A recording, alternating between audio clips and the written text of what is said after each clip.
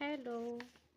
তো সবাই দেখতেছি যে এরকম হচ্ছে, দেখতেছে যে এবার নির্বাচনে কে উঠবে। তো এইজন্য আমি ২ টা কাগজে ২ টা মানে প্রতীকের নাম লিখছি। দেখি কোন দল উঠবে। আমি হচ্ছে এটাকে এখন টর্চ করব। কেউ আঁকাআঁকি দেখে কিছু মনে করো না। কারণ আমি অত আঁকাআঁকি ভালো পারি না। যেরকম পারছি সেটা দিয়েই এখন টর্চ করব। দেখি কি হয়। তো এটা কিন্তু দেখা যাচ্ছে না। এভাবে নিলাম। Just shake, shake, shake, shake, shake. কি উঠবে কি উঠবে বলেন তো? একটা তুলে নিলাম বিসমিল্লাহ বলে। দেখা যাক কোন দল উঠবে। রেডি 1 2 3।